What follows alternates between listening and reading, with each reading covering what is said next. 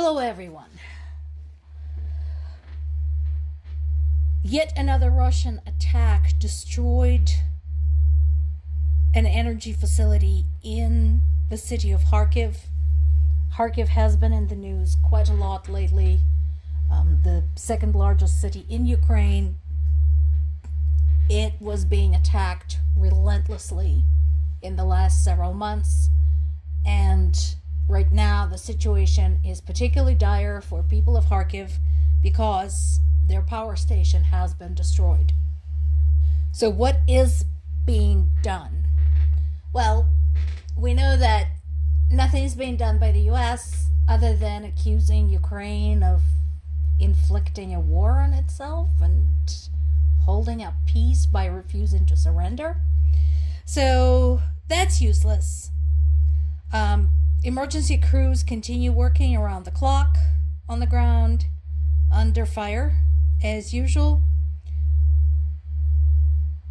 Ukrainian government is trying to coordinate the emergency crews from around the country to get help where it is needed most. Let's not forget, we still have people without power in Kyiv. We still have continued strikes against other regions, Dnipropetrovsk, Zaporizhia. So that all is still going on. All of that with freezing temperatures, high winds, and snow. Now, is anyone helping? Yes. The UK had announced a new emergency energy support for Ukraine. Roughly £20 million. That happened after Zelensky declared a state of emergency. Also, measures are being taken to put less load on the emergency grid within Ukraine. So overnight curfews have been reduced. Businesses and government institutions have been allowed to import more power. The school break in Kyiv has been extended to February 1st so that kids don't have to freeze while they try to learn, like they haven't got enough problems already. In addition, International Monetary Fund chief met with Zelensky and other Ukrainian officials in Kyiv. Good for you, Kristalina Georgieva. Wow, I'm impressed. She actually went there. That not a lot of people have the guts to do so. So she announced that she plans to send another lending program to the IMF's board for approval in the coming weeks. So the program would help to unlock funds from other institutions for Ukraine. While all that is going on, remember, Ukraine is still working to satisfy its EU bid requirements. The anti-corruption investigation still continues. So there are still investigations into former Prime Minister Yulia Tymoshenko. There are other investigations against various ruling parties. So, I mean, that all is going on. And again, folks, continuing to do that during the time of war is truly mind-boggling. Once again, look at the United States right now. We don't have war going on in our territory. We don't have bombs flying overhead. We don't have missiles firing at our hospitals and power stations, and we can't seem to get rid of corruption. And yet, there's Ukraine continuing with that thing on top of everything else. And there's been a conversation between NATO Secretary General Mark Rutte and Zelensky talking about Russia's latest attacks on Ukraine. So NATO acknowledges that Russia is causing terrible suffering. And once again, remember, Trump managed to alienate NATO big time.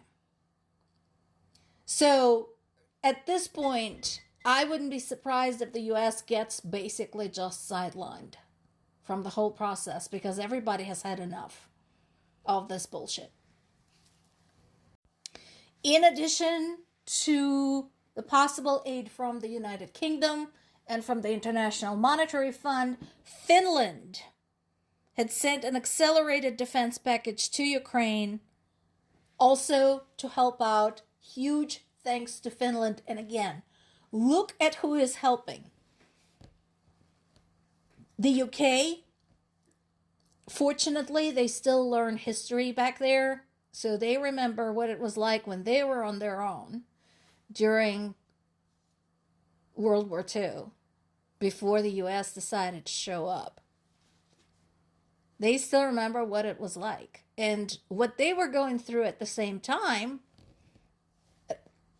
was very much like what they're going through in Ukraine. Cities were being bombed. People had to hide in the subway tunnels.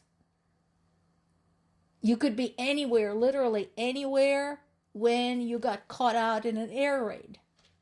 So yeah, it looks like they remember this. And of course, Finland has its own history with Russia.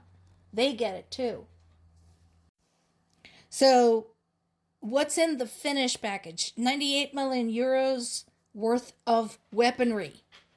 Thank you, Finland. And this is, again, this is a separate package. This is off their usual schedule. This is not the same stuff that they usually do. Because Finland is one of those countries, along with the Baltics, who had basically established a separate timetable to help Ukraine. So this is above and beyond. Obviously, they avoided disclosing the details in the package because that would be sharing military information with the enemy. But, you know, we'll take it. Thank you, Finland. And hopefully this helps with the air defenses. This helps with protecting Ukrainian citizens from this nightmare as much as possible. Although, of course, nothing is perfect. There has been another poll. Ukrainians continue to be very clear. They're not interested in surrendering territory to Russia. Because why? People already live there, and those people are not Russians. Those are Ukrainian citizens. That territory belongs to Ukraine. And I will not stand for the demagoguery coming from some of y'all telling me, well, how can they value their land more than they value people? Hello? Especially coming from Americans, that is a particularly stinky pile of bullshit. You guys live on stolen land. People live on the land. Where are they supposed to go if their land is taken over by the invading army? Why? What is up with that nonsense? Or are you with your so-called president who insists that if you want something, you can just take it and nothing can be done about it? And in addition to opposing any surrender of territory to Russia, over 80% of Ukrainians surveyed believe that Russia's ambitions lie well beyond the control over the Donbass. They do not believe that Russia would just stop. Also, 77% of Ukrainians polled believe that Ukraine can continue to resist.